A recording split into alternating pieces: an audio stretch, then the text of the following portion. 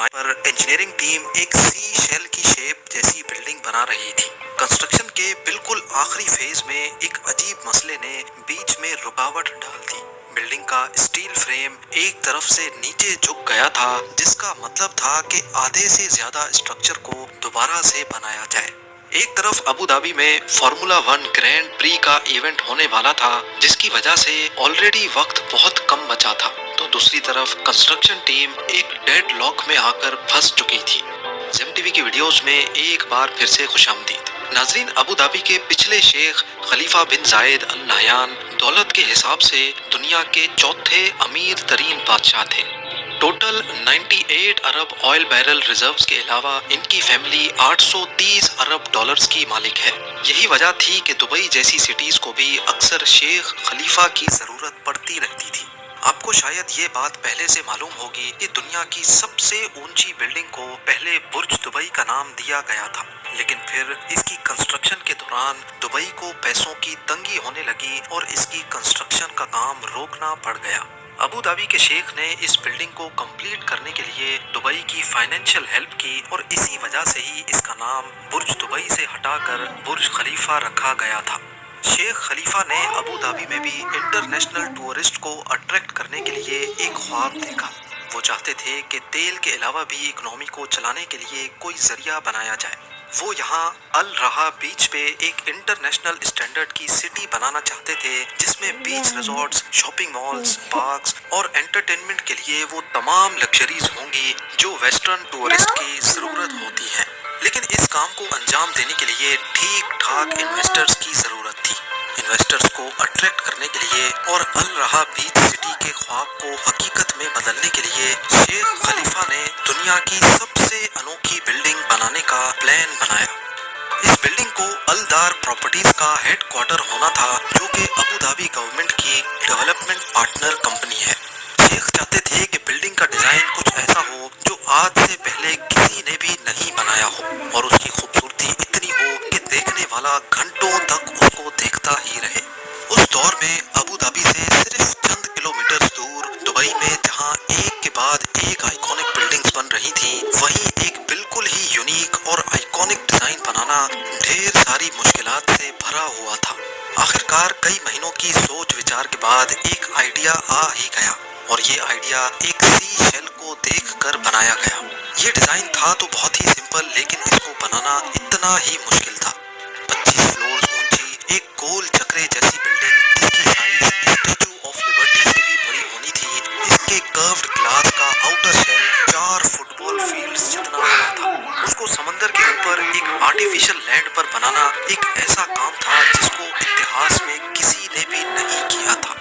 Normally square और rectangle sky scrapers तो हर जगह बनते ही रहते हैं, लेकिन ये अपनी तर्ज का एक ऐसा शाहकार बनने जा रहा था जिसके लिए इंजीनियर्स को एक नई सोच के साथ काम करना था। शेख की तरफ से डिजाइन अप्रूव होने के बाद दूसरा मरहला था कंस्ट्रक्शन साइट पे आर्टिफिशियल लैंड बनाने का, क्योंकि जिस जगह अलदार हेडक्वार्टर्स को बनना था वहाँ अभी समंदर मौजूद था। जी हाँ, 26 फीट गहरा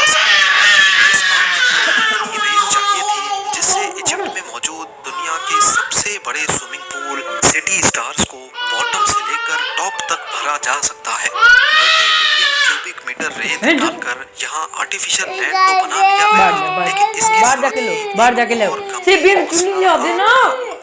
आर्टिफिशियल लैंड की रेत को खुदाई करते ही इसके अंदर से समुद्र का पानी निकलना शुरू हो जाता। यानी एक बात तो तय थी कि इस कंडीशन में अगर यहाँ बनाई गई तो लाखों टन वजनी इस आइकॉनिक ख्वाब किसी भी लम्हे एक बुरे ख्वाब में बदल सकता है। अब इस मसले से बनाने का फैसला किया, जिसको डायाफ्राम वॉल भी कहा जाता है। रेत में 16 मीटर नीचे तक मोटे कंक्रीट की एक वॉल डाली गई ताकि समंदरी पानी इस वॉल के अंदर दाखिल ना हो सके। डी वॉल के बनने के बाद इसके बॉटम में एक मोटा कंक्रीट का स्लैब डाला गया ताकि समंदर का पानी नीचे से भी डी वॉल में दाखिल ना हो सके। ये स्लैब इतना मोटा था कि इसको बनाने में कंक्रीट से भरे 2000 ट्रक्स इस्तेमाल किए गए थे। अब बारी थी बिल्डिंग की फाउंडेशन डालने की। नॉर्मली मेगा स्ट्रक्चर्स की फाउंडेशन बनाने के लिए स्टील के पाइल्स को जमीन के अंदर मौजूद पत्थरों तक ड्रिल किया दिया जाता है ताकि बिल्डिंग की मजबूती बनी रहे। लेकिन अलदार हेडक्वार्टर्स दूसरे मेगा स्ट्रक्चर से काफी मुख्तलिफ था, क्योंकि एक तो ये बिल्कुल समंदर के साहिल पे बना था और दूसरा ये कि इसकी शेप कुछ ऐसी थी कि इस पर हवा का एक्स्ट्रा प्रेशर पड़ सकता था। इसी वजह से फाउंडेशन पाइल्स डालने से पहले ये जानना था कि अलदार हेडक्वार्टर पर कितना विंड प्रेशर पड़ सकता है। इसके लिए बिल्डिंग के एक मॉडल को विंड टनल टेस्ट के लिए भेजा गया। विंड इंजीनियर्स मुख्तलिफ एंगल से मॉडल पर हवा का प्रेशर फेंकते हैं और फिर कॉम्प्लेक्स कैलकुलेशंस की मदद से बिल्डिंग पर लगने वाली फोर्सेस का अंदाजा लगाया जाता है। इस फोर्स को नजर में रखते हुए इंजीनियर्स ने अलदार हेडक्वार्टर पर 400 स्टील पाइल्स लगाने का फैसला किया, जबकि दुनिया की सबसे ऊंची बिल्डिंग बुर्ज खलीफा की फाउंडेशन में 192 स्टील पाइल्स लगाए गए थे। पाइल्स ड्रिल करने के बाद अगला चैलेंज था एक राउंड शेप बनाने का, एक ऐसा राउंड शेप जिसकी शक्ल भी सी शेल जैसी हो, इसकी हर दीवार विंडो पैनल से ढकी हो और इसके अंदर के हर कोने से पर्शियन गल्फ का शानदार नजारा देखा जा सके। ये काम करने के दो तरीके थे। पहला ये कि पूरी बिल्डिंग ही कंक्रीट से कास्ट करके इसको गोल शेप दी जाए, लेकिन इसमें बहुत ज्यादा टाइम रिक्वायर्ड था और टाइम ही तो कंस्ट्रक्शन टीम के पास नहीं था। जी हाँ, अबू धाबी को अपना पहला फार्मूला 1 ग्रैंड प्री होस्ट करना था, जिसको देखने के लिए पूरी दुनिया से लोग आने वाले थे। शेख चाहते थे कि फार्मूला 1 इवेंट से पहले ही ये अलदार हेडक्वार्टर तैयार हो जाए, जिसके लिए उन्होंने कंस्ट्रक्शन टीम को ये आइकॉनिक बिल्डिंग बनाने के लिए सिर्फ 30 महीनों का वक्त दिया था, जिसमें से 5 महीने ऑलरेडी कम हो चुके थे। इसी वजह से वक्त को बचाने के लिए ये फैसला किया गया कि 2 कंक्रीट के कोर्स बनाकर उसके गिर्द स्टील के प्री फैब्रिकेटेड फ्रेम्स को ऐसे लगाया जाए कि सी शेल का शेप बन जाए। कंक्रीट के 2 कोर्स सिंगल पीस में बनाकर उनको 125 मीटर की ऊंचाई तक लेके जाने के लिए स्लिप फॉर्म टेक्निक का इस्तेमाल किया गया। स्टील के मोल्ड्स में कंक्रीट डालकर मोल्ड्स को आहिस्ता आहिस्ता ऊपर खिसकाया जाता था। इससे बगैर जोड़ वाले सिंगल पीस के 2 कोर्स बनाए गए। इन कोर्स को बनाने में 6 महीनों का वक्त और हैरत अंगेज तौर पे 6500 टन स्टील इस्तेमाल किया गया था।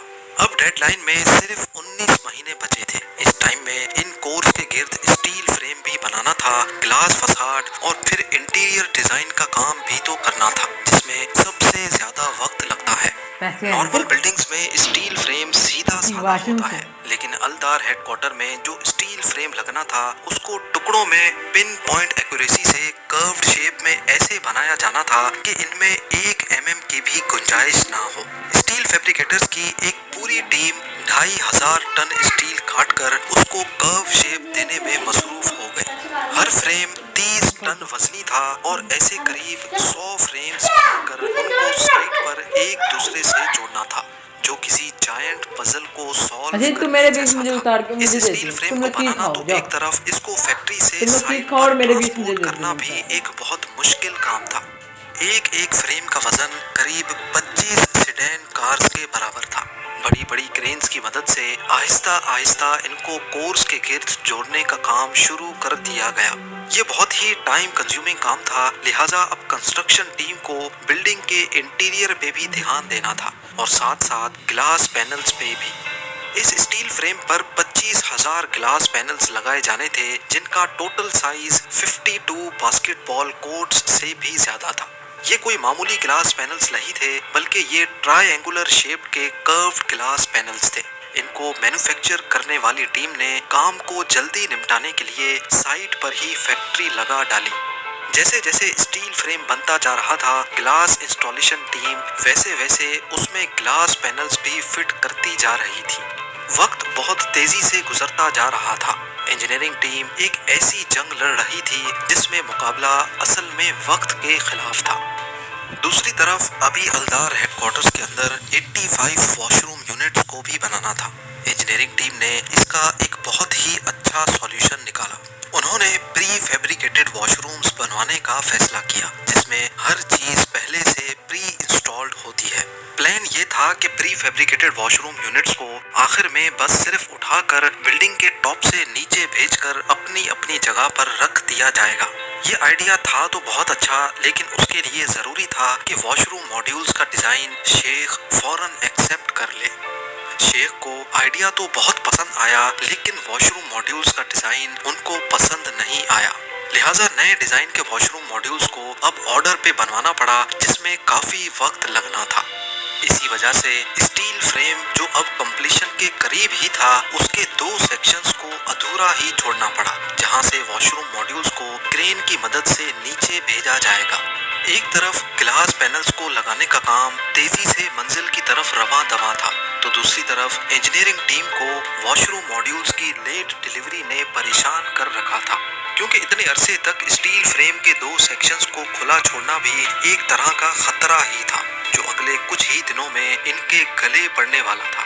12 ٹن وزنی 85 واش روم یونٹس اب سائٹ پر پہنچ چکے تھے، جن کی انسٹالیشن کے بعد جب اسٹیل فریم کے کھلے 2 سیکشنز کو بند کرنے کا وقت آیا تو ایک بہت ہی سیریس مسئلہ کھڑا ہو گیا۔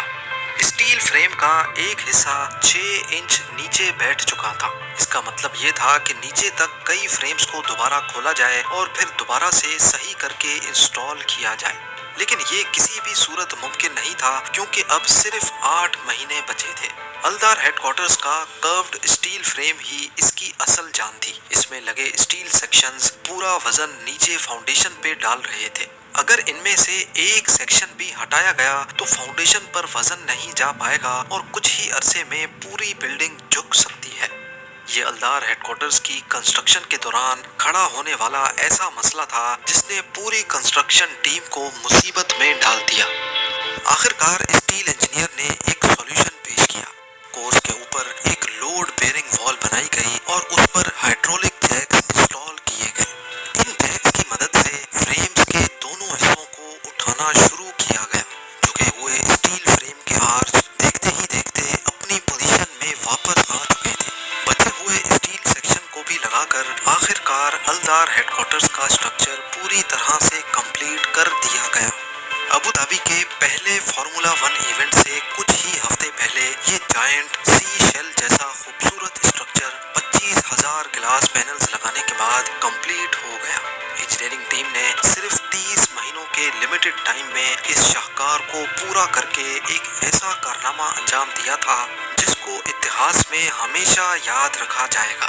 امید ہے سیم ٹی وی کی یہ ویڈیو بھی آپ